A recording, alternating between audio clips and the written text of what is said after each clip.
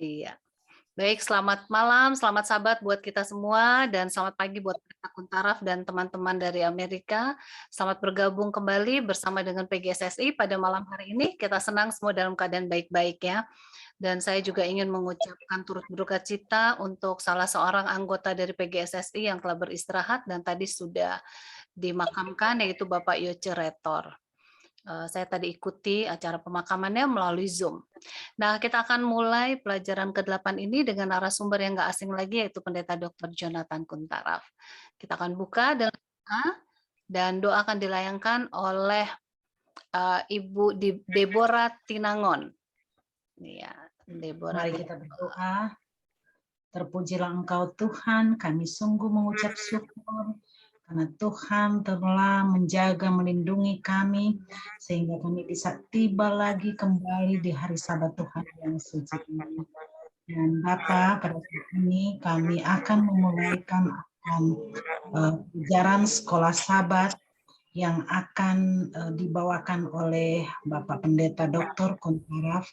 Tuhan, biarlah Engkau memberikan hikmat agar di surga sehingga dia bisa memaparkan akan pelajaran sekolah Sabat ini dengan baik, dan kami semua yang mendengarkan bisa mengerti, dan kami juga bisa share kepada teman-teman kami. Tuhan, kami sangat membutuhkan Roh Kudus agar kami semua mendapat tuntunan sehingga kami bisa konsentrasi untuk mengikuti akan acara ini. Terpujilah Engkau Tuhan, inilah doa kami. Dalam nama Yesus kami berdoa mengucap syukur. Amin. Amin. Terima kasih Bu Deborah untuk doa bukanya. Dan selanjutnya kita akan langsung kepada Pendeta Jonathan Kuntaraf. Ya, Pendeta silakan untuk membawakan materi pada malam hari ini, dan sekali lagi saya mengingatkan kepada kita semua agar posisi mikrofonnya dalam keadaan mute ya, dan juga apabila nanti mau bertanya boleh tuliskan pertanyaan di kolom chat, dan bagi mereka yang mau bertanya langsung boleh klik raise hand. Baik, Pendeta Kuntaraf, boleh cek ininya enggak, apa namanya, sound-nya? Sepertinya tadi ada double sound. Halo, sudah oke? Oh, oke, baik. Oke ya. Iya. Oke, terima kasih. Baik, selamat sahabat saudara-saudara sekalian di Indonesia. Ya, kemudian kita merasa senang boleh bersama-sama melalui pelajaran sekolah Sabat. Ya, dan saya mungkin sebagai pendahuluan saya ingin sebutkan kepada Ibu Peggy, saya harus berhenti persis jam 8. Ya.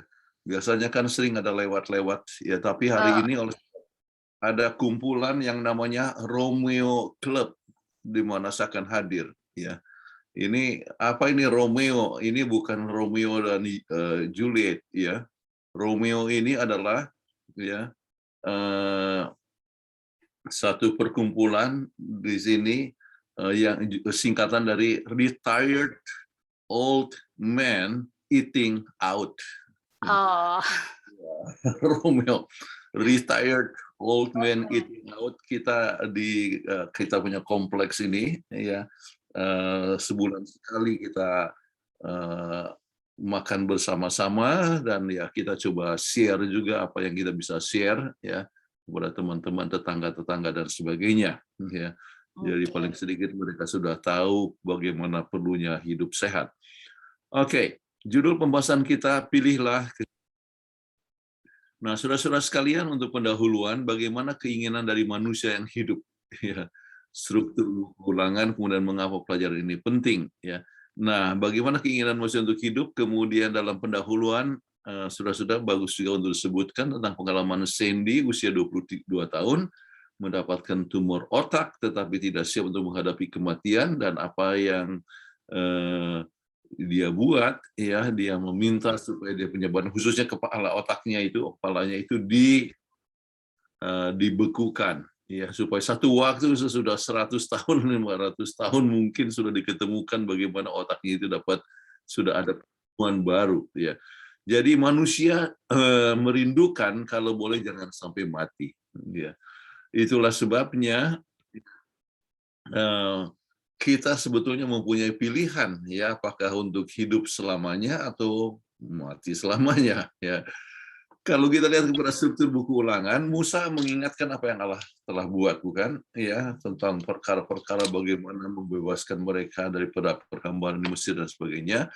Kemudian sesudah itu perlu bagi orang Israel untuk menurut hukum dan membuat komitmen untuk menurut akan Tuhan. Kemudian disebutkan dalam pelajaran kita, Musa melibatkan saksi, yaitu apa? Ya, langit dan bumi ini menjadi saksi. Ya, jadi tujuan saksi adalah untuk mendukung himbauan dan panggilan. Jadi struktur ini mempunyai kemiripan dengan perjanjian kuno dari masyarakat Timur Dekat, jadi Near East, ya, itu umumnya mempunyai perjanjian yang seperti itu, perlunya ada saksi, kemudian adanya suatu panggilan dan sebagainya, himbauan. Nah, itulah yang terjadi. Nah, mengapa pelajaran ini penting? Kita belajar pentingnya penurutan yang menentukan hidup dan mati bagi manusia. Ya, kita belajar rencana Tuhan agar manusia hidup dan damai dan bahagia. Ya, so, kalau tidak, ya maka ya kalau kita salah pilih, ya kita akan mati untuk selamanya. Ya, kalau kita pilih yang benar, kita akan hidup selamanya. Kita belajar kasih sebagai motivasi dalam penurutan yang sukses. Oke. Nah, apakah yang dapat dipelajari dari ayat hafalan? Ya, siapa yang baca tadi? Florida? Iya, Florida dan Robert. Florida dulu boleh? Oke. Aku memanggil langit dan bumi menjadi saksi terhadap kamu pada hari ini. Kepadamu ku perhadapkan kehidupan dan kematian, berkat dan kutuk. Pilihlah kehidupan supaya engkau hidup, baik engkau maupun keturunanmu. Ulangan 30 ayat 19. Oke, terima kasih. Jadi kita lihat ada beberapa poin yang sangat penting yang bisa disebutkan, ya. Misalnya, Musa mewakili Allah dalam memberikan ayat ini. Jadi ini adalah satu appeal, ya. Kemudian alam semesta jadi saksi. Ini sangat penting sekali, ya. Misalnya ada beberapa pertanyaan, ya. Mengapa Tuhan tidak langsung saja hukum Lucifer? Ya. Sebab salah satu adalah alam semesta akan melihat bahwa Allah itu adalah Allah yang kejam, jadi orang menurut oleh sebab takut. Jadi alam semesta adalah saksi, ya. Jadi dalam the great controversy, ya ini perjuangan yang besar ini, ya perjuangan segala zaman, itu adanya tuduhan daripada setan mengenai keadilan Allah dan kasih Allah. Jadi keraguan-raguan di mana? Di alam semesta. Ya, kenapa? Sebab bumi dan langit menjadi saksi. Jadi alam semesta adalah saksi. Kemudian penurutan menentukan hidup atau mati, penurutan menentukan kutuk atau berkat. Ya, masing-masing kita mempunyai pilihan.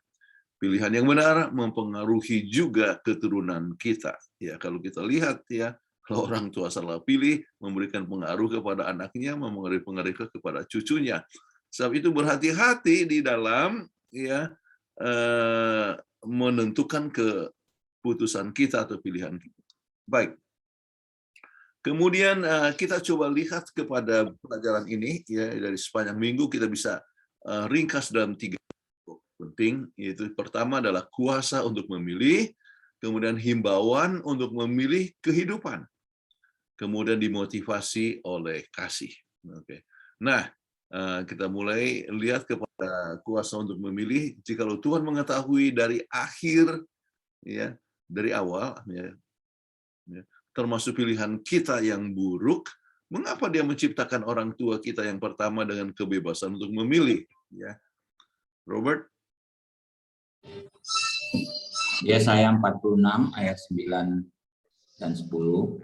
Ingatlah hal-hal yang dahulu dari sejak purbakala, bahwasanya Akulah Allah dan tidak ada yang lain.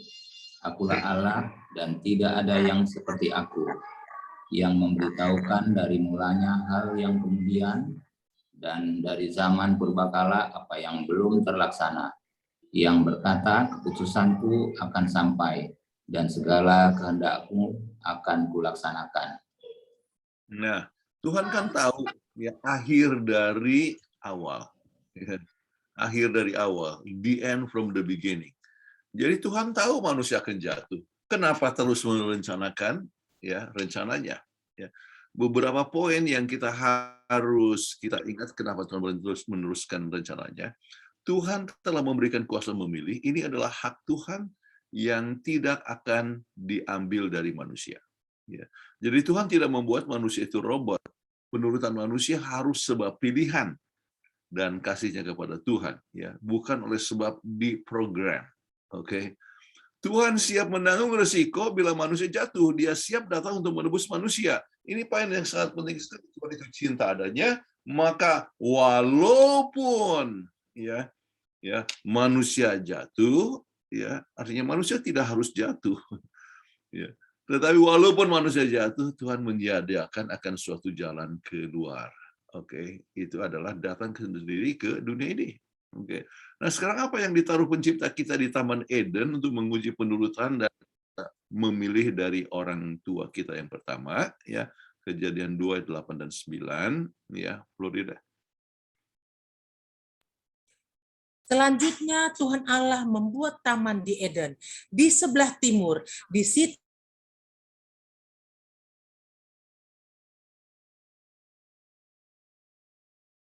pohon dari bumi yang menarik dan yang baik untuk dimakan buahnya, dan pohon kehidupan di tengah-tengah taman itu, serta pohon pengetahuan tentang yang baik dan yang jahat. Nah, satu poin yang sangat penting bahwa Tuhan itu memberikan akan apa? Segala berkat.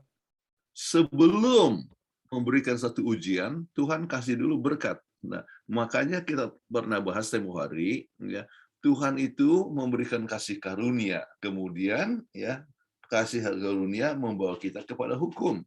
Ya, jadi orang yang mengenal kasih karunia Allah, maka dia akan menurut akan hukum. Ya, ini satu hal yang sangat penting kita untuk ingatkan secara teologi. Ya, jadi ujian itu diberikan sesudah Tuhan lebih dahulu memberikan berkat. Ya.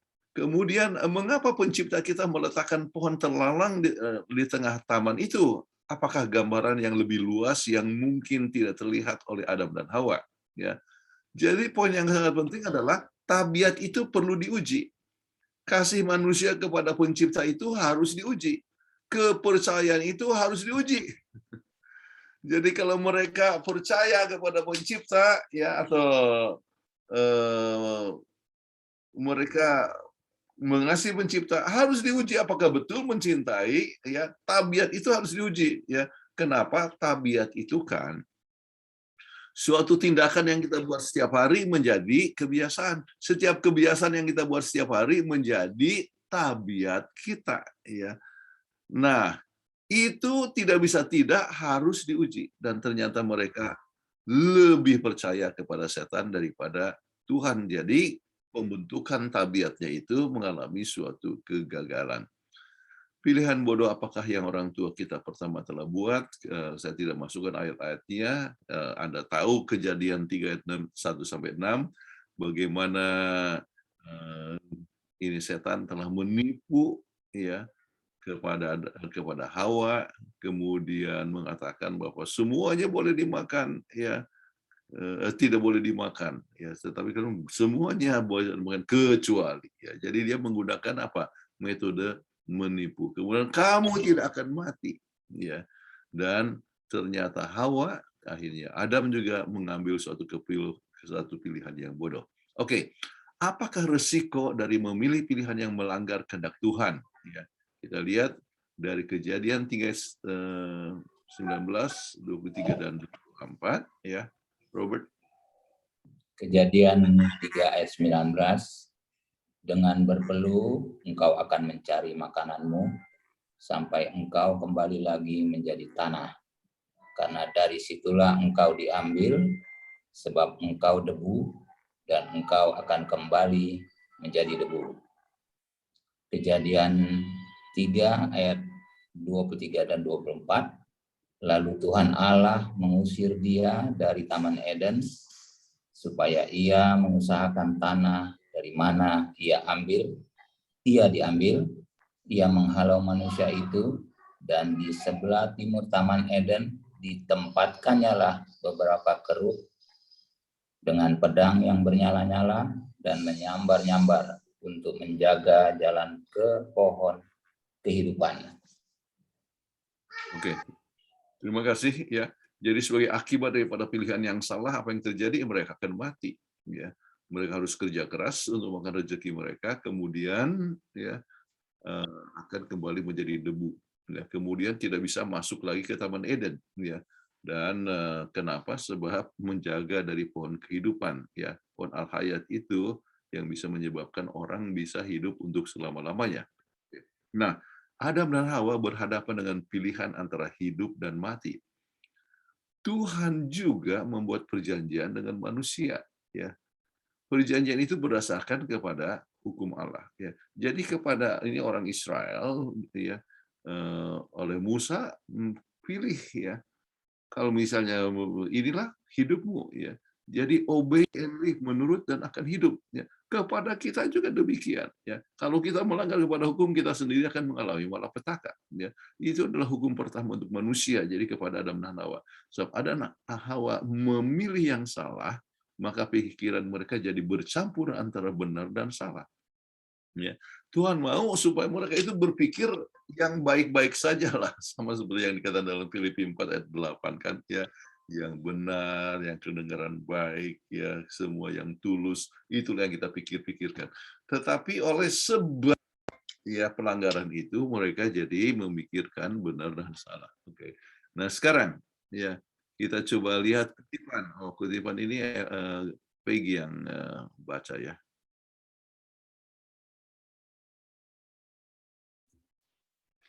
Manusia kehilangan semua sebab dia memilih untuk mendengar kepada penipu daripada kepada dia, yaitu kebenaran, satu-satunya yang memiliki pengertian.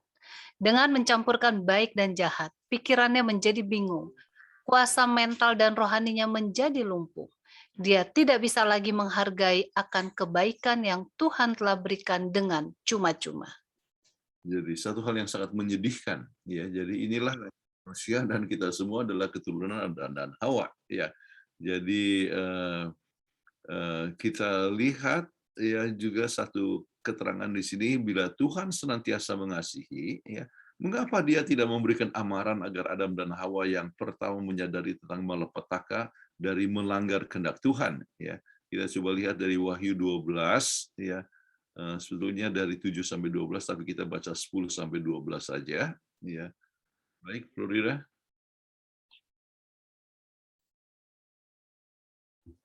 Iya, Florida boleh baca Wahyu 12 ayat 10 sampai 12.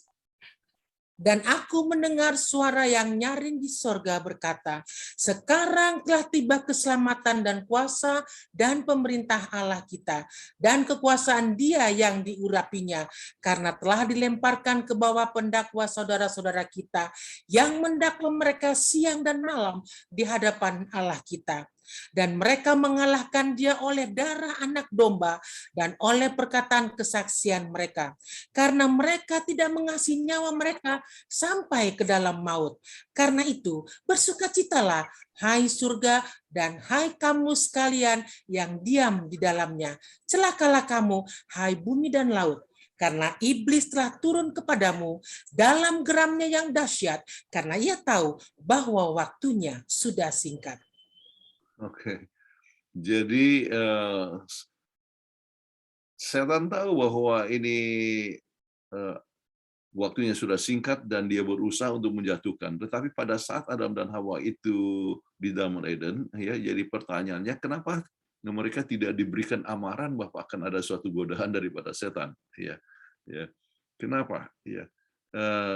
Satu perkara yang sangat penting ialah bahwa Tuhan pun seperti yang kita sebutkan tadi, bahwa Tuhan mau menguji sampai berapa jauh mereka punya penurutan, sampai berapa jauh mereka punya kasih kepada Tuhan, ya. Dan itu perlu untuk diuji, ya.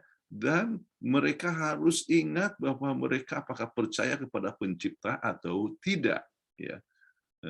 Nah, sekarang apakah kebebasan memilih itu ide yang baik? Mengapa? Ya, kebebasan memilih itu baik, ya, sebab penurutan manusia kasih sayangnya atau perbaktiannya sebab pilihan, bukan diprogram.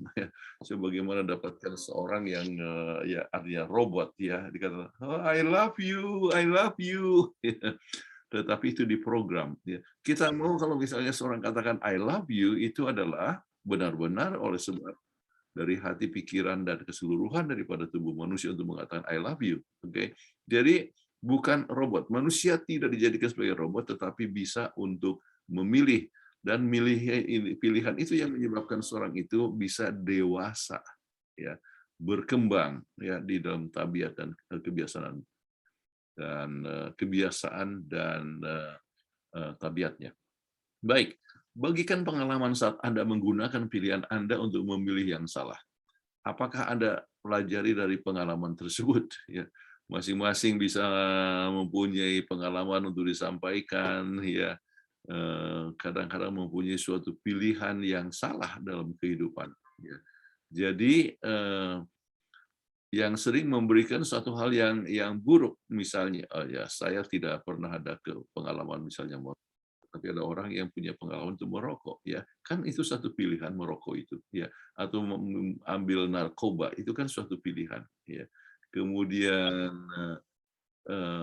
melanggar sabat itu adalah suatu pilihan, ya. Kemudian tidak memberikan persepuluhan itu adalah suatu pilihan, ya, atau memberikan persepuluhan atau tidak, ya, itu adalah suatu pilihan. Kemudian bagaimana pengalaman-pengalaman Anda, ya, dan orang yang terlibat dalam narkoba ataupun misalnya dalam rokok, ya sudah pasti dia akan merasakan penderitaan, bukan hanya oleh sebab uang yang keluar daripadanya, tetapi juga ya kecanduan, kemudian sukarnya untuk mengalahkan itu, kemudian badannya akan sakit-sakit dan sebagainya. Pilihan ya memberikan sesuatu akibat yang buruk dalam hidup kita masing-masing. Ya. Mereka yang pernah mengatakan ya Tuhan mengerti saya, ya Tuhan mengerti saya kalau misalnya saya tidak memberikan persepuluhan daripada saya tidak makan, ya. Tetapi pengalaman akan menunjukkan bahwa sering kalau kita tidak setuju atau tidak memberikan persepuluhan, justru kita sendiri yang mengalami kesulitan di dalam perekonomian. Ya. Jadi kita itu tidak pernah bisa mengalahkan Tuhan dalam memberi. Ya. Jadi kalau kita memberi, Tuhan akan memberi lebih banyak. Ya, mereka yang terlibat dalam berbagai macam kegiatan memberi merasakan sukacitanya, bukan dalam memberi, saat yang sama Tuhan juga akan selalu memberikan berkat kepadanya. Oke, nah sekarang kita coba lihat kita kepada bagian yang kedua, menghimbau untuk memilih kehidupan. Himbauan apa yang Musa buat kepada orang umat Israel pada saat mendekati akhir kehidupannya? Oke, Robert, ya. Ulangan 30 ayat 15 sampai 19.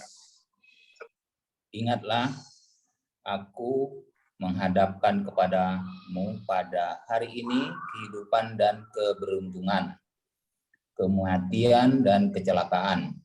Karena pada hari ini aku memerintahkan kepadamu untuk mengasihi Tuhan Allahmu dengan hidup menurut jalan yang ditunjukkannya dan berpegang pada perintah, ketetapan, dan peraturannya, supaya engkau hidup dan bertambah banyak dan diberkati oleh Tuhan Allahmu di negeri kemana engkau masuk untuk mendudukinya.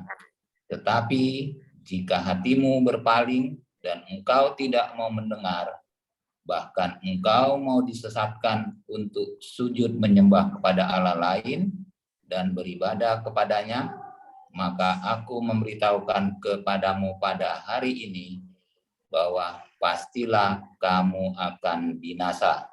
Tidak akan lanjut umurmu di tanah kemana engkau pergi, menyeberangi sungai Yordan untuk mendudukinya. Oke, jadi kita coba lihat di sini tentang apa yang terjadi. Ya, himbauan untuk apa? Ingat. Kalau ingat itu syama, artinya menurut.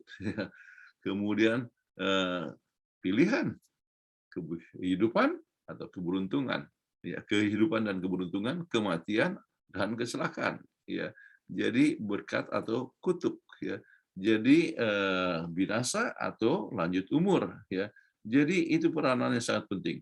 Apa yang kita dapat pelajari dari himbauan Musa tersebut? Ya, apakah ini masih berlaku sampai sekarang? Oh ya, ya. Coba lihat saja orang yang mempunyai pilihan yang salah, ya. Misalnya menggunakan uangnya untuk foya-foya, umurnya pun tidak panjang, ya. Kita coba lihat bahwa kalau orang tidak menjaga kesehatannya, dia akan mati cepat. Kita melihat bahwa pilihan dalam hidup itu memegang suatu peranan yang sangat penting sekali. Baik, bagaimana keputusan kita memberikan pengaruh kepada orang sekitar kita? Dibaca lagi ayat yang ke-19 ya, Florida. Aku memanggil langit dan bumi menjadi saksi terhadap kamu pada hari ini. Kepadamu kuperhadapkan kehidupan dan kematian, berkat dan kutuk. Pilihlah kehidupan supaya engkau hidup, baik engkau maupun keturunanmu. Ya, pilihlah kehidupan supaya engkau hidup, baik engkau maupun keturunanmu. Jadi apakah keturunan kita tergantung kepada kita? Ya, kita harus ingat juga bahwa anak-anak tidak menanggung dosa orang tuanya. Ya, kalau orang tua berdosa bukan berarti anak-anak itu juga akan berdosa. Ya, tidak. Ya, namun ya itu buku Yehezkiel ya menyebutkan mengenai masalah ini. Ya, tetapi ya kita harus ingat kalau kita misalnya mempunyai pilihan yang salah, anak-anak itu ikut. Ya misalnya orang tua yang ini pernah bahas kalau tidak salah melalui Hope Channel, ya orang tua yang merokok maka kecenderungan anak-anak untuk merokok itu menjadi sangat besar. Ya. Anak-anak yang terlibat dengan marijuana, maka orang tua yang terlibat dalam marijuana, kemudian anak-anak juga kecenderungannya untuk mendapatkan marijuana itu sangat besar. Kenapa? Oleh sebab orang tua sudah memberikan pelajaran atau teladan yang buruk, ya. Sebab inilah prinsip pendidikan learning by modeling. Ya. Jadi kecenderungan itu anak-anak akan ikuti, jadi akibatnya mengalami suatu akibat yang buruk dan anak-anak pun mempunyai pilihan yang salah. Ya, oke. Jadi kembali di sini kita harus ingat, ya, bagaimana pilihan itu menentukan hidup atau mati, menentukan bahagia atau sengsara. Ya, pengaruh pilihan bukan hanya kepada keadaan dunia ini, tetapi juga sampai di dunia yang akan datang. Ya, pengaruh pilihan sampai kepada anak cucu kita. Jadi saudara-saudara sekalian, ya berhati-hati ya bahwa jangan kita memberikan teladan yang salah kepada anak-anak kita. Baik, kembali kepada apa yang kita dapat pelajari dari ajaran Rasul Yohanes mengenai jalan untuk memilih kehidupan. Ya, 1 Yohanes 5 ayat 11 sampai 13. Dan inilah kesaksian itu, Allah telah mengaruniakan hidup yang kekal kepada kita, dan hidup itu ada di dalam anak-anaknya. Semuanya itu kutuliskan kepada kamu, supaya kamu yang percaya kepada nama anak Allah tahu bahwa kamu memiliki hidup yang kekal. Oke, jadi kalau kita ya datang kepada Tuhan, dikatakan kita akan dapat hidup yang kekal. Ya, kemudian kita ingat anak, ya anak Allah, ya percaya kepada anak Allah, kamu mempunyai hidup yang kekal. Jadi sekarang kita pun punya pilihan hidup yang kekal dengan percaya kepada Yesus, ya, atau ya tidak percaya, artinya kita tidak akan mempunyai hidup yang kekal. Baik, kapan Anda mengambil keputusan untuk memilih kehidupan dengan menerima Yesus sebagai juru selamat pribadi? Ya, itu adalah satu hal yang bisa diberikan kesempatan orang untuk bersaksi. Ya, untuk saya sendiri, ya, saya dibaptiskan 26 September tahun 1964. Ya, melalui KKR muda yang dibuat oleh KKR, ya orang-orang muda di Gereja Naripan, misalnya. Jadi masing-masing kita mempunyai pengalaman pertobatan yang berbeda, ya. Dan saya sendiri melalui artinya mulai dari Buddha akhirnya jadi Protestan, dari Protestan menjadi Metodis, dari Metodis menjadi Pentakosta, akhirnya baru masuk jadi Advent, ya. Dan bersyukur Bapak sudah hampir 60 tahun, ya Tuhan telah memimpin ya di dalam kebenaran. Nah sekarang ini bagaimana keputusanmu untuk memilih kehidupan mengubah perspektif Anda dalam kehidupan sehari-hari? Ya. Jadi oleh sebab mengambil keputusan, ya, maka perspektif itu bisa berubah, ya, dalam hidup. Misalnya kita ambil contoh di sini, ya, memilih yang benar menyebabkan perspektif hidup yang benar. Ya. Misalnya oleh sebab memilih Yesus sebagai sumber kehidupan, mereka mempengaruhi perspektif hidupnya. Apakah misalnya soal pekerjaan? Jadi oleh sebab saya sudah menerima Yesus, ya, kemudian saya bertekad, kalau gitu saya mau menjadi pendeta saja. Ya. Jadi dalam kehidupan pilihan hidup itu oleh sebab kita punya pengalaman dalam penerimaan Yesus, ya, atau dalam memilih teman hidup, ya, semua seorang yang beriman, yang seiman, ya, ataupun memilih dalam pola hidup kita, ya, kita mau hidup yang sehat, ya, yang memberikan kemuliaan bagi nama Tuhan, termasuk di dalam memilih makanan. Jadi berbagai macam perspektif dalam kehidupan itu dipengaruhi oleh bagaimana kita memilih. Nah sekarang motivasi, ya, oleh kasih, ya, kita coba lihat motivasi apakah yang Tuhan harapkan dalam penurutan. 30 ayat 20. Oke, Ulangan 30 ayat 20. Dengan mengasihi Tuhan Allahmu, mendengarkan suaranya dan berpaut padanya, sebab hal itu berarti hidupmu dan lanjut umurmu untuk tinggal di tanah yang dijanjikan Tuhan dengan sumpah kepada nenek moyangmu, yaitu kepada Abraham, Ishak dan Yakub, untuk memberikannya kepada mereka. Nah, kita coba lihat bahwa motivasi dalam penurutan haruslah mengasihi Tuhan, bukan oleh sebab takut. Kalau misalnya kita anak-anak menurut orang tua oleh sebab takut, maka mereka hanya dengar-dengaran di depan orang tua. Tetapi jauh dari orang tua, mereka akan lari seperti kuda lepas dari pingitan.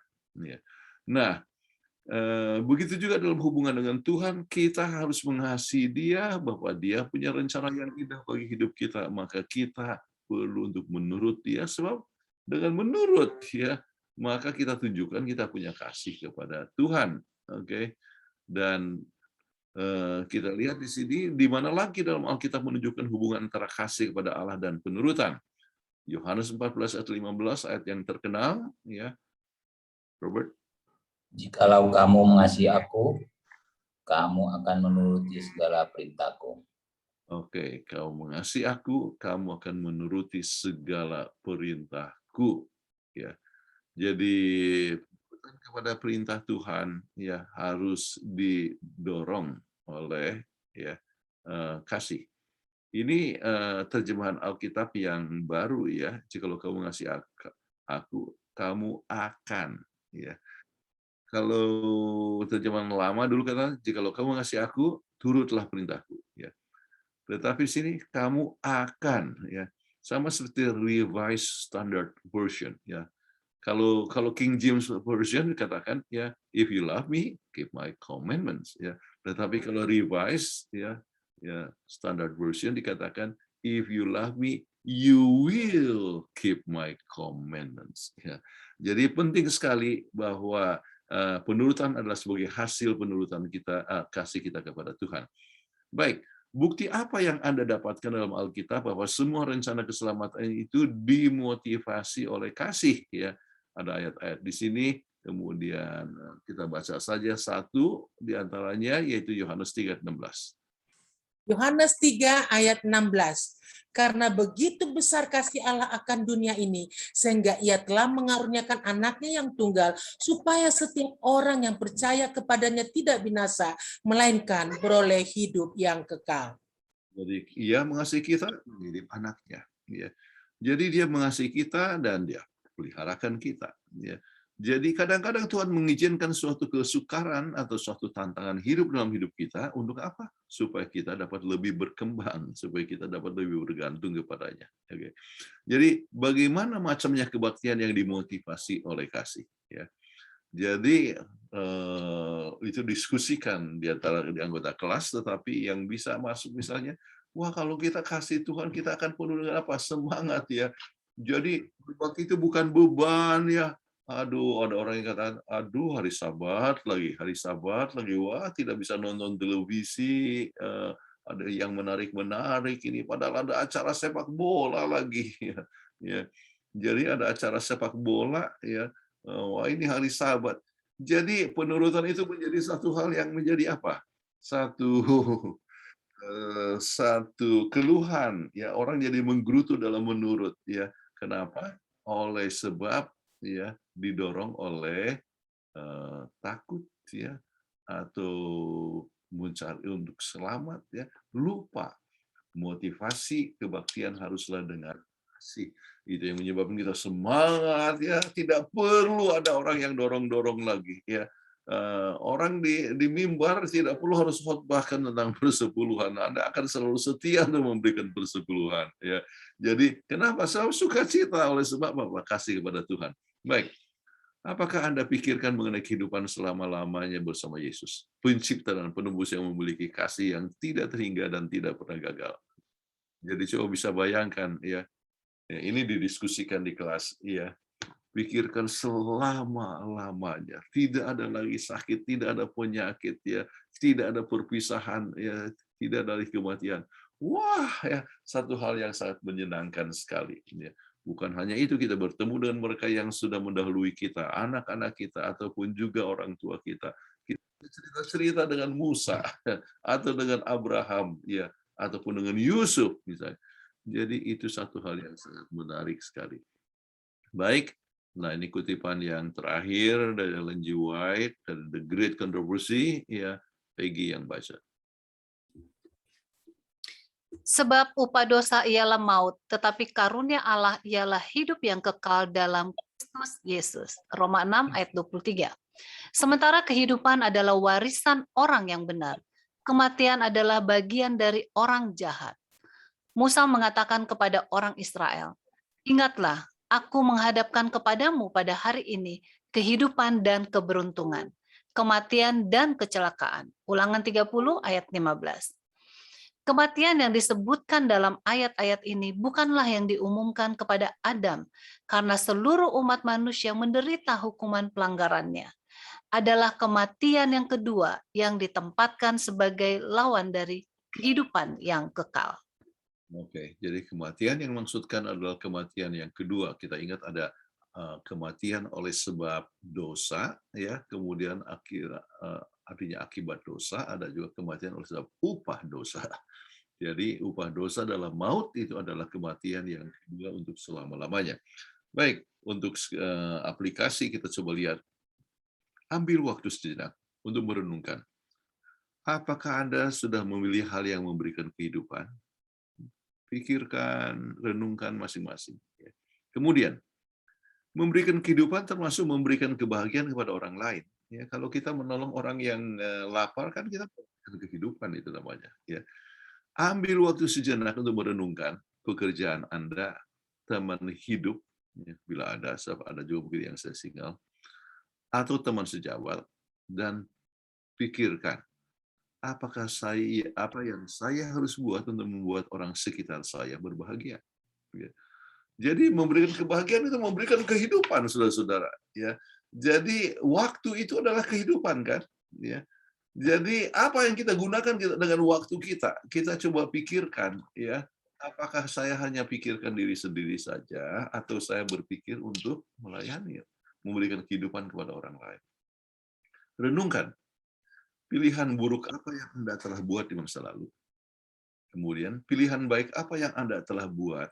Ya, apakah yang Anda dapat buat untuk mengalahkan kebiasaan buruk? Ya, ada orang yang sudah buat pilihan yang salah, ya. Dan pada pilihan yang salah, bagaimana caranya untuk mengalahkannya? Ya, baik, ini berhubungan dengan yang keempat, ya. Bagaimana kita bisa yakin walaupun secara tidak terang-terangan bahwa kita tidak akan meninggalkan secara perlahan-lahan kesetiaan kita kepada Yesus karena Allah lain. Ini diambil daripada pelajaran pada hari Kamis, ada pertanyaan yang terakhir di bawah, ya. Jadi ini saya lihat penting dan saya kutip di sini.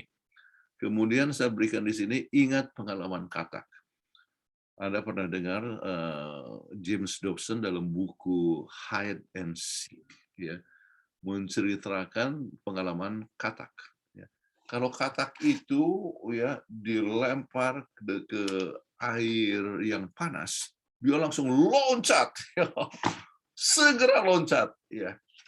Tetapi kalau ini katak, ya, masuk ke dimasukkan ke misalnya kolam, ya, yang dingin, dia tenang, tetapi yang dingin ini pelan-pelan dipanaskan, ya, dipanaskan, ini katak tidak akan loncat, ya. Dia merasa sedap sekali, ya, bahwa airnya ini makin lama makin hangat, ya, sampai tidak terasa akhirnya jadi hangus dia, ya. Akhirnya dia mati di dalam, ya, ke perasaan nyamannya itu, ya. Nah, apa yang terjadi dengan kekristenan?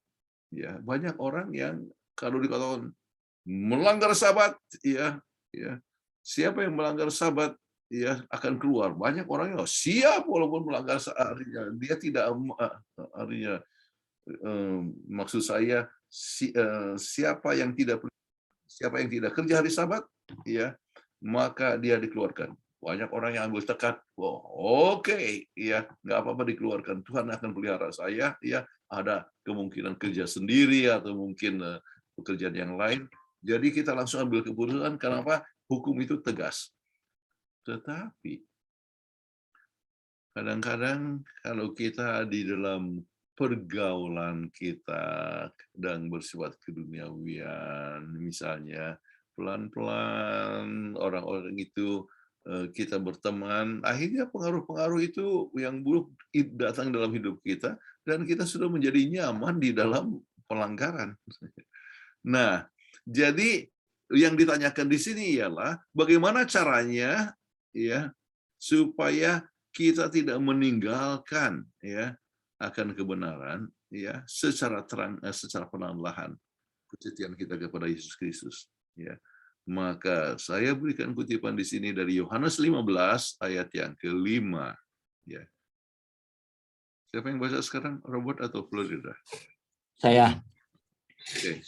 Tinggallah di dalam aku dan aku di dalam kamu, sama seperti ranting tidak dapat berbuah dari dirinya sendiri.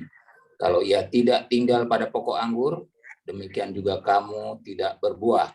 Jikalau kamu tidak tinggal di dalam aku. Yohanes 15 ayat 5. Jadi cara yang sangat penting supaya kita jangan sampai pelan-pelan itu meninggalkan Tuhan, ya, adalah tetap tinggal di dalam aku, ya. Artinya apa yang tinggal di dalam aku tetap mempunyai satu hubungan dengan Yesus Kristus. Pagi hari langsung ada berbicara dengan Yesus, mendengarkan suaranya, ya, kemana saja Anda pergi, Anda mengundang Yesus bersama dengan Anda, ya. Jadi kalau Anda dalam satu persekutuan dengan Yesus Kristus, ya, maka Anda akan tetap mempunyai kepekaan, ya, dalam kepekaan untuk tetap, ya, setia kepada Tuhan, ya, kepekaan untuk tetap berhubungan dengan Tuhan, dan kepekaan untuk tidak mau mengadakan suatu pelanggaran. Kalau tidak, ya, maka secara pelan-pelan kita akan, ya, terbabit. Oke, itu pelajarannya sudah 45 menit, jadi kita ada waktu 45 menit untuk diskusi, ya, atau untuk mereka yang bertanya, silakan, ya. Iya, terima kasih Pendeta. Dan terima kasih buat Ibu Florida dan juga Bapak Robert, ya, yang sudah membacakan. Oke, kemudian kita masuk dalam tanya jawab, dan Pendeta Kuntaraf mungkin mau minum air dulu, silahkan. Daniel boleh share poster. Ya. Ada situasi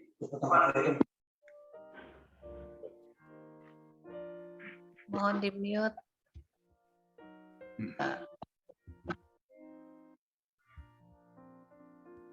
Iya, ini adalah poster untuk acara Pendeta Kuntaraf pada hari Minggu jam 8 malam waktu Indonesia bagian Barat.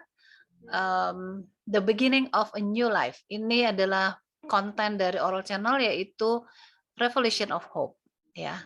Jadi kami undang semua untuk bisa menghadiri Bible Study berbahasa Inggris. Terima kasih Daniel.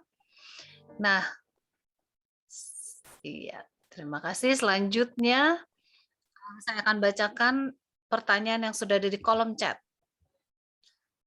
Akun tarafnya bisa di spotlight, Daniel. Oke. Ini ada lumayan banyak. Oke. Dari Alessandro Huta Barat. Apa arti bertumbuh dalam kasih karunia? Ya, makin lama Anda punya kasih karunia itu, ya, Anda lebih peka kepada kasih karunia Tuhan. Ya. Jadi makin lama mencintai akan Tuhan, makin lama akan Anda dapat lebih menurut akan kehendak Tuhan. Ya. Jadi kasih karunia itu adalah Yesus Kristus. Ya. Jadi artinya sama dengan bertumbuh di dalam Yesus Kristus. Pada saat Anda dilahirkan kembali, maka Anda itu seperti bayi. Ya. Jadi kadang-kadang masih belajar jalan. Ya. Tetapi Anda makin lama makin bertumbuh ya, di dalam kasih karunia, ya, artinya Anda makin dewasa ya, dalam pemilihan. Waktu pertama sekali masuk terima Yesus, kadang-kadang kita heran, wah, kenapa ini orang-orang ya begini ya, kenapa saya banyak dikritik dan sebagainya. Tetapi sesudah bertumbuh dalam kasih karunia, ya kita justru mendoakan orang yang kritik, kasihan dia. Rupanya oleh sebab ya ada dia inferior, ya. Jadi oleh sebab inferior maka dia kritik orang-orang. Jadi kita makin lama makin dewasa ya, dan bertumbuh di dalam Yesus Kristus sehingga kita kehidupan itu makin lama makin erat dengan Yesus Kristus. Kita bertumbuh dalam kasih karunia. Kembali saya katakan kasih karunia itu sendiri adalah Yesus Kristus. Amin. Amin. Jadi lebih mudah untuk tidak merespon hal-hal yang negatif ya Pendeta ya. Betul, makin dewasa dan dia lebih positif. Baik, terima kasih Pendeta Kuntaraf dan semoga ini menjawab ya Pak Alessandro. Selanjutnya dari Aldrin, bagaimana kita menyikapi untuk kesulitan bahkan kesusahan yang kita alami sekalipun kita setia kepadanya ataupun telah memilih kehendaknya? Ada satu lagu dari seorang yang berjudul ya, Don't spare me ya, trouble if it will bring me come to thee. Jadi janganlah hentikan itu kesulitan-kesulitan ya, kalau itu akan membawa kita datang kepada Tuhan. Saudara-saudara sekalian, ada dua ujian yang sering datang kepada kita ya, yaitu kekayaan dan kesusahan. Jadi ada orang yang waktu susah setia, tetapi sesudah punya kekayaan dia tidak setia. Tetapi ada yang mempunyai kesetiaan, artinya dia kaya, ya, kemudian dia setia, tetapi kalau susah dia sudah tidak setia, dikatakan, ya Tuhan tidak pelihara lagi kepada saya. Nah, jadi ini adalah satu ujian. Jadi kalau Anda kebetulan mengalami hidup yang susah padahal setia, ya tetaplah setia, ya, sebab Anda sedang mengalami suatu ujian. Nah, satu orang yang mengalami kedua-duanya, ya, diuji dua-duanya dan tetap berhasil, itu adalah Ayub. Ya. Ayub setia waktu dia kaya raya.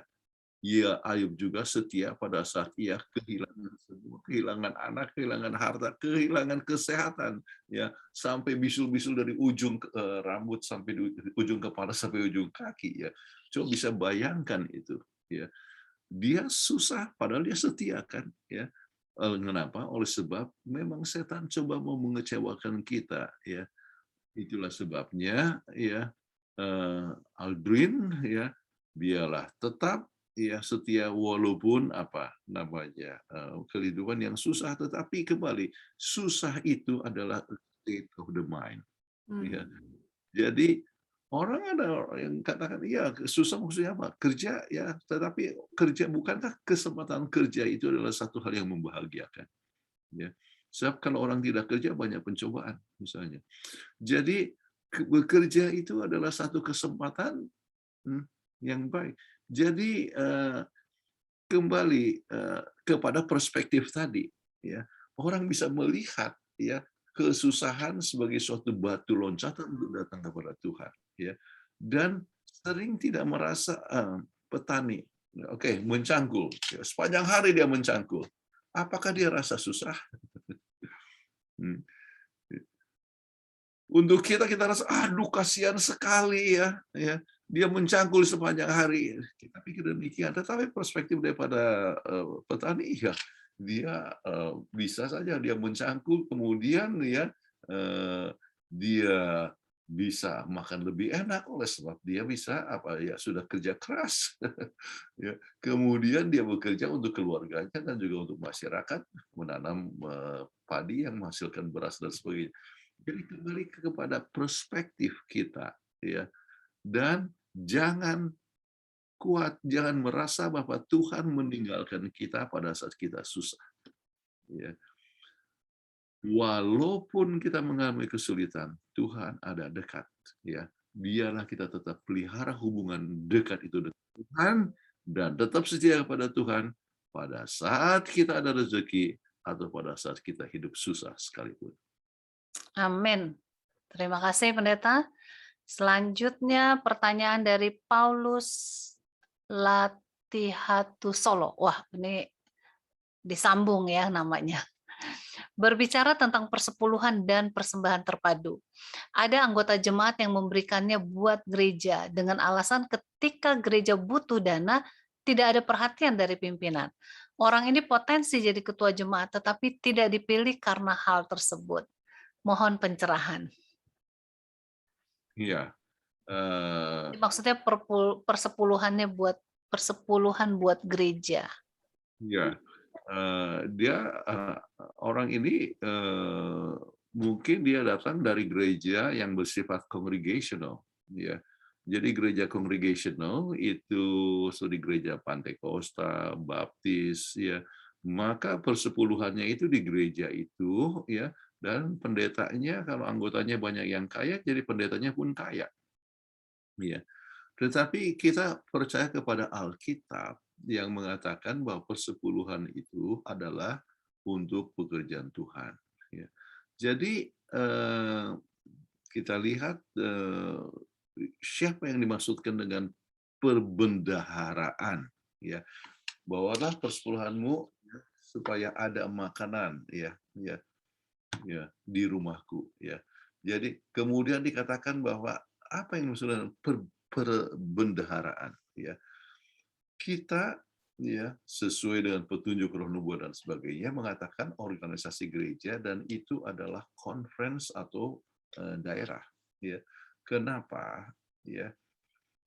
Itu persepuluhan dipakai untuk membawa gaji gereja, untuk membayar gaji pendeta, kemudian juga untuk pengabaran Injil. Nah, apa yang terjadi kalau misalnya itu persepuluhan tinggal di gereja setempat? Oke. Maka itu menunjukkan bahwa tanpa terasa bahwa kita sedang mempunyai sifat yang mementingkan diri. Kenapa? Sebab kita hanya pikirkan gereja kita. Padahal kita harus berpikir secara luas. Kita harus berpikir secara pekabaran Injil ke seluruh dunia. Pekerjaan itu tidak akan selesai kalau hanya orang-orang itu memikirkan tentang gerejanya sendiri. Ya. Tidak akan selesai. Kita perlu untuk kirim misionaris, kita perlu pengabaran Injil. Itulah sebabnya persepuluhan dipakai untuk pengabaran Injil. Ya. Jadi mudah-mudahan ini boleh menjawab apa yang dikatakan oleh Paulus Latihatu Solo. Latihatu Solo. Lali hati. Oh. Hati enggak boleh lali ya. Latihatu, Pak. Latihatu. Oke. Latihatu. Oke, maafkan. Asal ya, ini orang Advent asli, Pak. Sejak lahir orang Advent asli beliau ini. Orang tuanya juga setia. Oke. Iya. Jadi sekarang kesetiaannya supaya melebar jangan di gereja sendiri, tetapi juga melebar kepada pengabaran Injil ya. Oke, terima kasih Pendeta Kuntaraf dan semoga ini boleh menjawab ya. Bapak Paulus. Nah, selanjutnya dari Bapak Boyke Nainggolan. Apakah pilihan kita dalam kehidupan sehari-hari juga akan menentukan kita akan memperoleh hidup yang kekal atau kematian yang kekal? Teringat peristiwa orang jahat yang di sebelah kanan Yesus. Ya, jawabnya adalah ya semua kita mengambil keputusan setiap hari, bukan? Ya, ada keputusan itu, ada keputusan besar, ada keputusan kecil. Ya, sebab kita mempunyai pilihan. Ya, memilih Tuhan, memilih pekerjaan, memilih teman hidup itu adalah sesuatu perkara yang disebut kita pilihan besar. Oke, tetapi ya pekerjaan kita sehari-hari ya bisa memberikan dampak yang positif atau negatif ya antara hidup dan mati dalam jangka waktu yang panjang. Kita ambil contoh saja pilihan untuk merokok itu kan sehari-hari, tetapi kan dampaknya memberikan kepada kesehatan yang memburuk ya. Pilihan makanan yang salah ya itu adalah bisa menimbulkan sesuatu pengaruh yang negatif kepada kita punya tubuh ya. Kemudian orang mau ada pilihan yang mungkin tidak langsung memberikan sesuatu dampak yang positif atau negatif, tidak begitu kelihatan ya. Misalnya memilih pakaian. Sekarang saya mau pakai apa ya? Tadi saya pakai batik ya. Kemudian sesudah itu wah sudah agak dingin, akhirnya saya pakai jas ya, jas di atas batik. Nah, itu tidak menentukan mati dan hidup ya. Tetapi kalau seandainya saya memilih kepada satu hal yang bisa memberikan satu kebiasaan yang buruk yang bisa memberikan sesuatu perkara yang negatif dan bisa memberikan pengaruh yang mengganggu kepada kesehatan, artinya mempengaruhi kepada kematian ataupun kehidupan. Ya. Jadi mungkin saya sudah menjawab akan yang ditanyakan oleh saudara Boyke Nainggolan. Iya. Suami Florida Manur. Terima kasih Pendeta jawabannya, puji Tuhan. Selanjutnya dari Marlin Karamoy. Selamat sahabat Marlin. Pendeta mau tanya, apakah ini termasuk mengasihi Tuhan ketika saya merasa sangat membutuhkan Tuhan dan merasa sangat tergantung kepada Tuhan? Oh iya, itu adalah salah satu tanda daripada mengasihi Tuhan, menyadari bahwa Tuhan adalah sumber kekuatan dan Tuhan adalah satu-satunya yang dapat memecahkan masalah kita. Ya. Jadi membutuhkan Tuhan. Ya. Kemudian ya mengasihinya. Kemudian lebih daripada sekedar membutuhkan, ya, tetapi juga ya mengasihi untuk menurut akan Dia. Sebab mungkin saja seorang butuh oleh sebab tidak ada lagi jalan keluar. Ya. Sama seperti murid-murid Yesus pada saat mereka berada di Laut Galilea. Ya. Jadi mereka mengalami gelombang yang sangat besar sekali, ya, dan mereka berusaha untuk menyelamatkan diri dengan segala macam cara, keluarkan air sebanyak-banyaknya, tapi akhirnya mereka tidak bisa untuk menenangkan suasana. Baru lihat Yesus yang sedang tertidur dengan nyenyaknya. Ya. Kemudian mereka langsung katakan, membangunkan Yesus, katakan, Tuhan, apakah Engkau membiarkan kami binasa? Kemudian Yesus coba, ya, kemudian Yesus meredakan angin itu. Nah, jadi mereka itu butuh kepada Yesus oleh sebab di dalam suatu ancaman, ya, membutuhkan, ya, oleh sebab tidak ada lagi jalan keluar, ya. Maka paling sedikit dikatakan bahwa mereka berseru pada Yesus, ya, bukan berseru kepada kuasa yang lain. Ya, itu baiknya. Namun, ya, Roh Nubuat mengatakan alangkah baiknya kalau kita itu jangan hanya berseru kepada Yesus pada saat kesusahan. Alangkah baiknya kalau kita datang kepada Yesus oleh sebab kita memuji akan kebesaran kasih-Nya, ya, yang begitu luar biasa. Ya. Jadi itulah harus menjadi langkah kehidupan kita masing-masing, bukan hanya oleh sebab kebutuhan, ya, tetapi oleh sebab kita mengasihi sepenuhnya kepada Yesus Kristus. Oke. Amin. Terima kasih Pendeta Kuntaraf. Selanjutnya tolong di sebentar.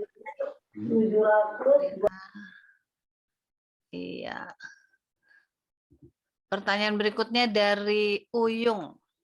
Selamat pagi Pendeta Kuntara.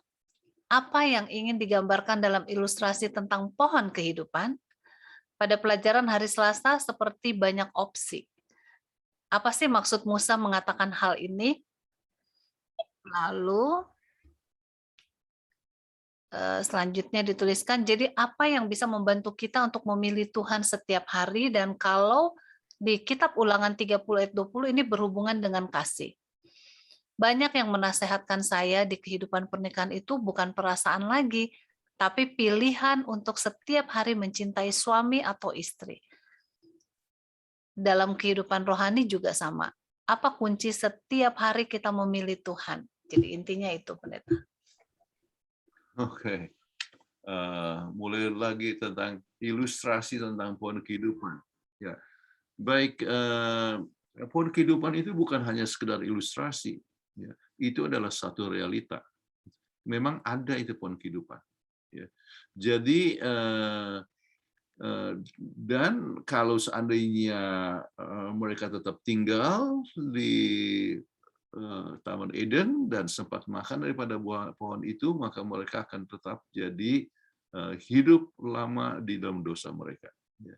Jadi itulah sebabnya, ya, maka Musa mengatakan, artinya kita itu adalah pengalaman daripada Adam dan Hawa.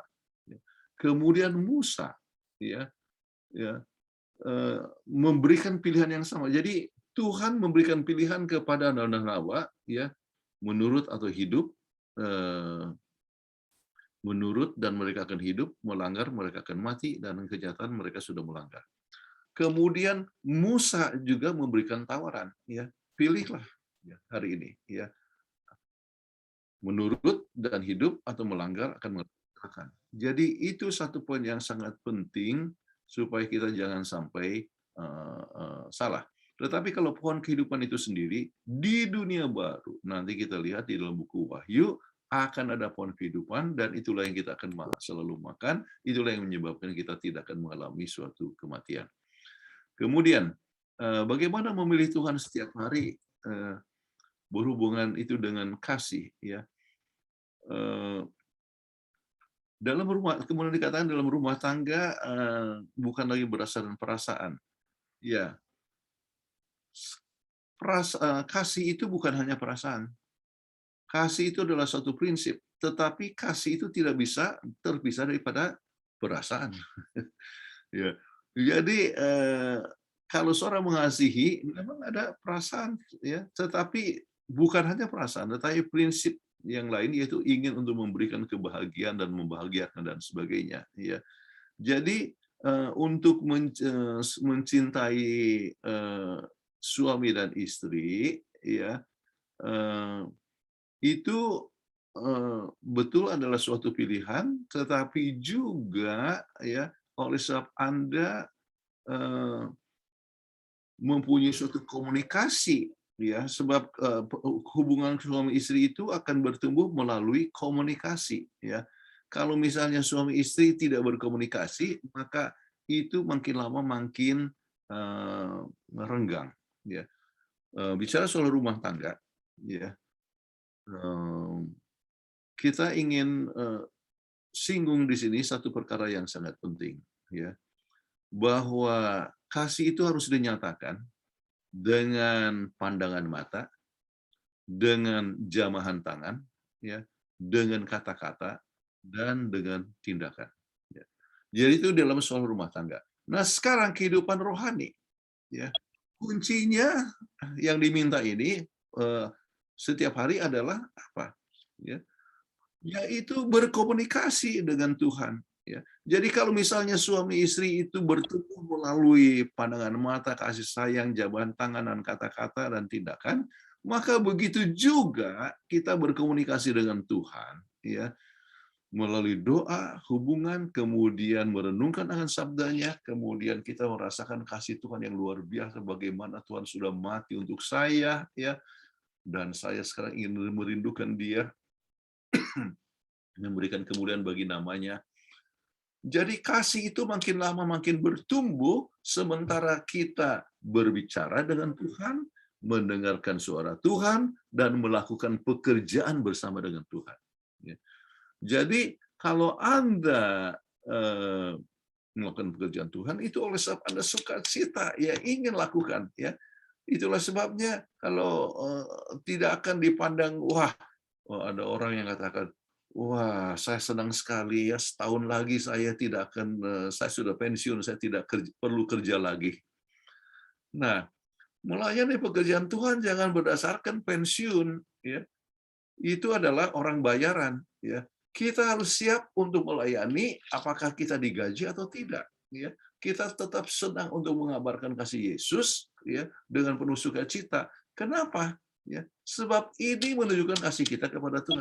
Jadi kembali, ya, kalau mau untuk tetap bertumbuh sama seperti hubungan suami istri itu bertumbuh, tidak bisa lepas daripada, ya, berdoa kepada Tuhan, membaca firman Tuhan, melakukan pekerjaan bersama dengan Tuhan, dan selalu merenungkan kasih-Nya yang ajaib, maka kita akan selalu bertumbuh di dalam kerohanian. Baik, terima kasih Pendeta Kuntaraf. Dan selanjutnya dari Nelson Hutagalung. Pendeta Kuntaraf, apa bedanya pilihan Yunus dalam kurung pertama ke Tarsis dan kedua Niniwe? Jadi pilihan daripada Yunus yang pertama ke Tarsis itu adalah pilihan yang salah. Itu adalah bukan kehendak Tuhan. Niniwe adalah kehendak Tuhan. Jadi kalau misalnya mau jawaban yang singkat, itu aja. Oke. Tetapi kalau mau lebih panjang, ya, Tuhan bisa menggunakan segala macam cara. Ya, Tuhan bisa gunakan alam, Tuhan bisa gunakan orang-orang di kapal itu, Tuhan bisa gunakan ikan, ya, supaya kita untuk memberikan amaran kepada kita. Okay. Tuhan bisa gunakan cacing, ulat, ya, untuk berbicara kepada Yunus. Ya. Jadi Tuhan, kalau kita tidak mau melakukan pekerjaan Tuhan, Tuhan bisa gunakan apa saja. Amin. Ya, saya akan panggilkan yang raise hand, ada Bapak James Tambuwun. Mana nih Pak James Tambuwun, masih sama-sama? Oke, selamat sahabat Pak James. Selamat sahabat Pak Pendeta Kuntaraf. Ya, selamat sahabat. Bagaimana Balikpapan? Saya di Jakarta, Pak. Oh, di Jakarta. Ya, silakan Pak James, pertanyaannya. Saya tadi catat pendeta di awal pertama, untuk kuasa untuk memilih, disinggung tadi tentang Adam dan Hawa. Mereka tertipu oleh setan di dalam Education pasal 25. Tapi yang saya lihat narasi di Kejadian 2, Kejadian pasal 8 dan 9, ayat 8 dan 9, mereka itu lebih percaya dari dengan rayuan iblis. Pertanyaan saya pendeta, mereka kan belum ada contoh, ya kan, belum ada contoh. Kita sekarang ada contoh bahwa mereka tertipu dan setan itu datang menyerupai. Kadang-kadang kita sudah banyak contoh yang datang, ada perjalanan bangsa Israel, tapi kita sering jatuh, tertipu. Dan saya lihat bahwa setan ini bekerja luar biasa. Di surga aja dia bisa pengaruhi malaikat yang kudus suci. Bagaimana dengan kita sekarang? Dibilang celakalah kamu air bumi dan segala isinya, sebab si ular tua, naga itu sudah dicampakkan ke bumi. Bagaimana kiat-kiat kita untuk menghadapi, dan dia pendeta siapapun tidak kebal dengan dia. Kita lihat Daud pernah jatuh, Abraham juga memilih salah dia lebih pertama tentu dia memilih percaya kepada istrinya, dan itu yang pertama. Dan kedua saya mau tanya pendeta tentang pilihan dan pertanyaan hari Jumat pendeta. Di ketiga ini bacalah Roma 10:1-10 di sini, di mana Paulus mengutip ulangan 30 11 sampai 14. Di sini dibilang begini. Saat dia menjelaskan tentang keselamatan oleh iman dan dalam Yesus dibandingkan dengan mencari keselamatan dan kebenaran melalui hukum. Mengapa menurut Anda dia menggunakan ayat-ayat ini yang diambil dari kitab Ulangan? Perhatikanlah secara khusus Roma 10 ayat 10. Karena dengan hati orang percaya dan dibenarkan, dan dengan mulut orang mengaku dan diselamatkan. Poin apa yang Paulus sedang buat? Itu 2 pertanyaan. Terima kasih. Iya, terima kasih Pak James. Baik, terima kasih. Untuk yang pertama, ya, Adam dan Hawa tidak ada contoh, ya. Itu satu keuntungan atau satu kerugian? Ya. Kerugian. Saya rasa itu satu keuntungan. Keuntungan. Ya, satu keuntungan. Sebab semuanya serba baik. Ya. Kita itu lebih rugi daripada Adam dan Hawa. Kenapa? Bukan hanya ya kita walaupun kita ada contoh, namun ya kita mengalami kerugian sebab tubuh kita itu ya adalah berusia 6.000 tahun sesudah dosa. Ya. Jadi kita mempunyai suatu kelemahan. Ya. Nah, Adam dan Hawa mereka betul tidak ada contoh. Ya. Jadi sebetulnya mereka tidak perlu untuk melanggar. Tetapi mereka sudah mendapatkan kelimpahan yang banyak sekali. Mereka diciptakan. Ya. Mereka sudah lihat contoh dari kebaikan Tuhan. Ya. Pelanggaran itu sebetulnya tidak perlu kita harus ada. Ya. Kita tidak perlu mencontoh ataupun melihat suatu kejahatan. Ya. Tetapi kita harus melihat semua serba baik. Jadi kenapa Tuhan mengajar supaya pikiran kita membaca buku-buku yang baik dan sebagainya, supaya itulah yang kita pikirkan. Tetapi kalau kita melihat dia hal-hal yang buruk, maka itu yang menimbulkan orang mempunyai satu kecenderungan yang buruk. Bahaya daripada televisi sekarang ini ialah banyak sekali adegan-adegan kekerasan, ya, sehingga orang merasa kekerasan itu tidak apa-apa. Jadi kembali ya tentang pengalaman daripada Adam dan Hawa itu seharusnya menjadi satu keuntungan sebab dia belum ada kecenderungan untuk berdosa. Kita mempunyai kecenderungan untuk berdosa dan kita punya badan sudah 6.000 tahun sesudah dosa. Ya. Nah, bagaimana supaya kita jangan jatuh? Ya, tetap kembali ya datang kepada Tuhan dan mengambil waktu dengan Tuhan supaya kita punya pikiran itu ya selalu mengutamakan yang baik ya. Kalau kita mengambil waktu dengan berbagai macam bacaan-bacaan ataupun video-video yang memalingkan kita daripada Tuhan ya, maka kita hanya tinggal tunggu kesempatan saja. Kita kalau ada kesempatan melanggar, kita akan melanggar. Ya. Jadi itu poin yang pertama. Ya setan berusaha dengan segala macam cara. Ya. Sedangkan di surga bisa menjatuhkan, ya. Tetapi ya yang menyebabkan jatuh oleh sebab apa? Ya, dia ya ingin untuk lebih dari Tuhan. Nah, untuk supaya kita menang, kita harus merasakan bahwa Tuhanlah sumber kekuatan kita dan tanpa Tuhan kita tidak bisa berdaya apa-apa, dan kita bisa bergantung sepenuhnya ya dengan firman Tuhan, dengan doa, dan melakukan pekerjaan bersama-sama dengan Tuhan, maka kita dapat selalu dikuatkan dari hari ke hari.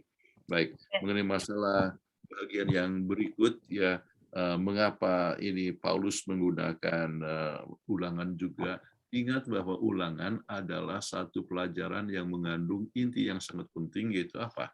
Tentang kasih karunia. Ya. Jadi penurutan itu adalah dengan kasih. Ya. Dan ini yang ditekankan juga oleh Paulus, menggunakan ini. Oleh sebab ya kalau kita mengasihi Tuhan, maka kita akan rindu untuk menurut akan hukum Tuhan. Kita ingin untuk memilih sesuatu yang baik. Ya. Kita mengasihi akan Tuhan. Oke. Baik, terima kasih Pendeta. Semoga menjawab ya Pak. Dari Boy Revualo. Sahabat Shalom. Sahabat Shalom. bagaimana dengan orang-orang Kristen yang memilih menyembah Allah yang bukan di hari Sabat? Apakah itu pilihan yang benar? Yang menentukan benar dan salah itu Alkitab. Apa yang dikatakan oleh Alkitab? Ya, Alkitab berbicara tentang penyembahan akan Allah, ya, sebagai menyisihkan satu hari khusus khusus untuk Tuhan, ya, dan itu adalah hari Sabat. Ya. Jadi apa pilihan yang benar? Ya, apakah itu pilihan yang benar? Ya, pilihannya ya kalau tidak sesuai dengan Alkitab, maka itu adalah pilihan yang salah. Iya, bagus sekali statementnya. Terima kasih Pendeta. Dan selanjutnya dari Linda Sterli Lasut. Selamat Sabat semuanya, selamat Sabat. Mohon izin bertanya, Pendeta, meskipun hidup adalah pilihan, tapi saya setiap hari pagi dan malam berdoa kepada Tuhan minta setia garis miring dituntun dalam kebenaran. Tapi kenapa kadang saya masih melakukan kesalahan, sedangkan setiap hari minta tolong kepada Tuhan? Ya, dengan sendirinya kita bisa berdoa. Ya. Kemudian kita harus menyadari tentang bagaimana pentingnya kita mempunyai kepekaan kepada suara Tuhan yang berbicara kepada kita masing-masing. Ya. Jadi sementara Anda berdoa, ya, Linda berdoa, ya, maka juga biarlah mengizinkan Tuhan berbicara kepada Linda supaya suara Tuhan itu begitu dekat, ya, dan merasakan kepekaan kepada suara Tuhan sehingga melanggar itu Anda ingin untuk tinggalkan. Ya. Jadi ada harus ada two ways communication, ya. Jadi Anda berdoa betul, ya, tetapi biarkan Tuhan juga berbicara kepada Anda, ya, untuk langkah-langkah dalam pemilihan apa yang Anda harus buat setiap hari. Dengan demikian maka Anda dapat lebih peka. Kalau misalnya artinya kalau kita selalu melanggar, maka suara itu kita tidak lagi peka kepada suara Tuhan. Itu satu hal yang sangat penting. Jadi kadang-kadang kita tidak dengar. Jadi Anda lebih percaya kepada diri sendiri. Ya. Oke, bagus sekali ini mengingatkan kita ya. Selanjutnya dari Bangun Simbolon. Selamat Sahabat Pendeta, izin bertanya. Apa maksudnya Allah memanggil langit dan bumi untuk menjadi saksi dalam pilihan kita? Apakah langit dan bumi akan berbicara untuk keputusan pilihan kita? Terima kasih Ibu Peggy yang berkenan membacakannya. Kembali kasih Pak Bangun. Silakan Pendeta. Ya, kalau bicara tentang langit dan bumi, ya, itu kita harus ingat bahwa di langit itu ada apa, kemudian di bumi ini ada apa, ya. Jadi langit dan bumi itu, ya, termasuk dengan segala macam isinya, termasuk dengan manusianya, itu semua menjadi saksi, ya. Ini adalah berbicara tentang alam semesta, ya. Kemudian itu satu poin. Yang kedua, kita harus tahu bahwa bumi juga terpengaruh oleh setiap pelanggaran manusia. Ya. Bumi yang tadinya semua serba enak untuk tinggal dan sebagainya, tidak ada malapetaka, maka bumi juga terpengaruh oleh sebab kesalahan atau pilihan manusia. Jadi adanya gunung meletus, adanya gempa bumi, adanya kebanjiran. Ya. Jadi bumi juga ikut terpengaruh oleh sebab dosa manusia. Kemudian, ya, bagaimana dengan sekarang? Apakah pilihan kita menentukan juga kepada bumi? Oh iya, ya. Berbagai macam kesalahan, misalnya pembakaran hutan, menyebabkan akan kebanjiran. Ya.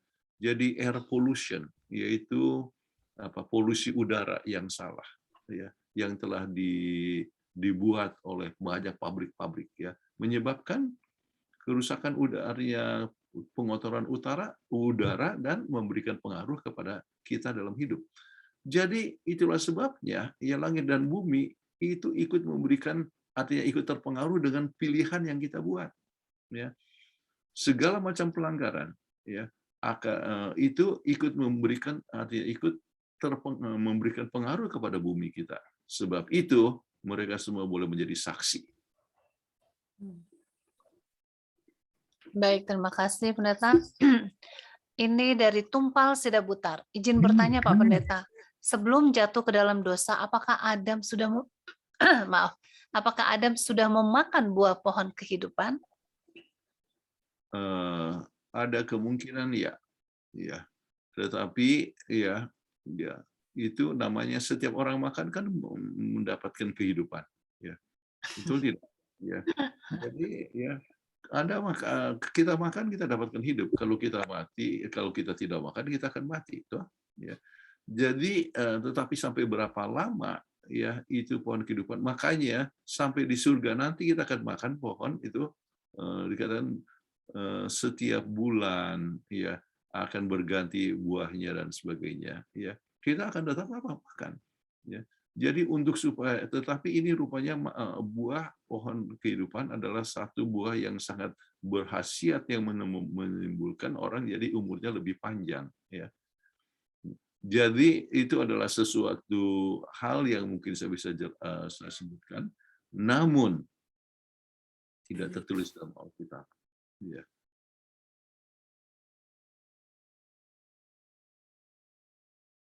Baik, terima kasih Pendeta Kuntaraf karena waktunya sudah 7.53 sebagaimana janji tadi jam 8 tepat dan pertanyaan sudah habis. Oh, ini ada satu lagi. Oh ya, terima kasih kembali Pak. Ya, pertanyaannya sudah habis, maka kita akan tutup pertemuan kita pada malam hari ini. Kita akan ketemu lagi pada Sabat depan ya dengan waktu yang sama 18.30 waktu Indonesia bagian Barat dan juga Zoom ID yang sama dan passcode yang sama. Pastikan kita akan kembali bersama-sama pada Sabat depan ya.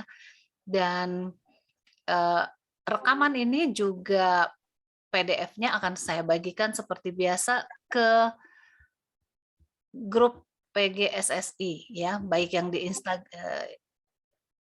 di Telegram maupun di WhatsApp grup. Jadi bagi mereka yang belum masuk dalam grup boleh klik ya nanti apa yang dibagikan oleh Saudara Joy Sitompul untuk bisa bergabung di Telegram.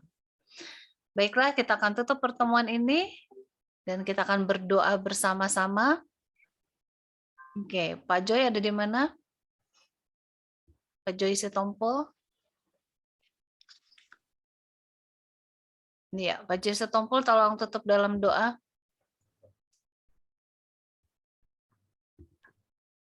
Mari kita sama-sama berdoa.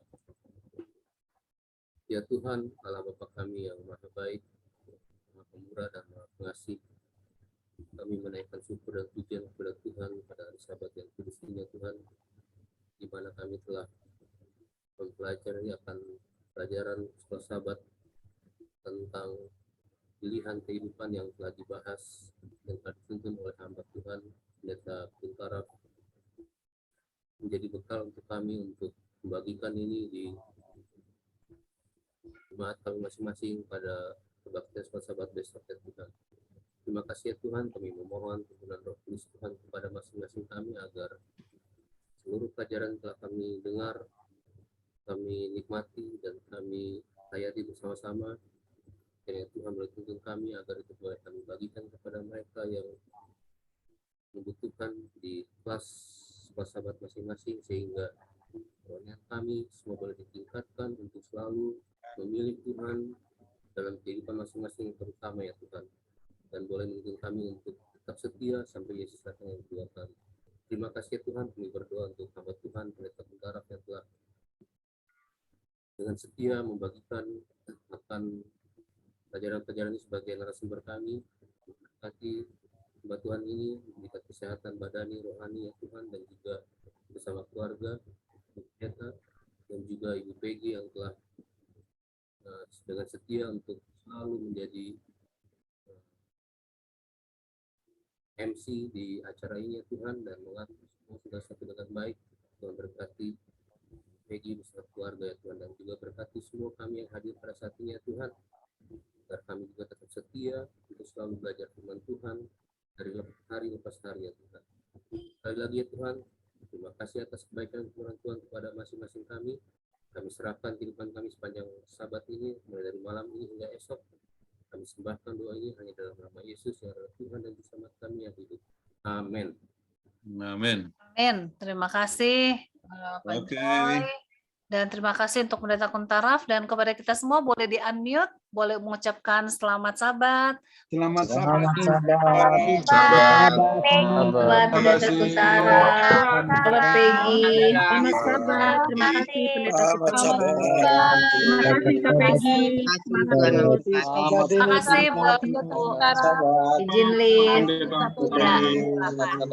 Ya, terima kasih. Terima kasih semua. Selamat Sabat. Terima kasih Pendeta Kuntaraf. Selamat Sabat. Ya. Ya, Ibu Deborah Tinangon, Terima Ibu kasih Pendeta dan Pak Happy Sabat, Dr. Peggy. Tuhan berkati kita ya. Selamat Sabat, Peggy. Sahabat Simon Runtu, terima kasih, selamat Sabat. Pak Wim sudah masuk ya, terima kasih Pak Wim. Oke, terima kasih Bu Peggy. Selamat Sabat, Tuhan berkati. Berkati. Kuntaraf, walaupun terlambat tapi masih. Tapi masuk ya. Oke. Kita hitung mundur ya. Happy 5. Sabat. Nanti saya kirim rekamannya ya. Oh iya, betul. Ya, terima kasih. 3, 2, lambaikan tangan. 2, 1. Bye-bye.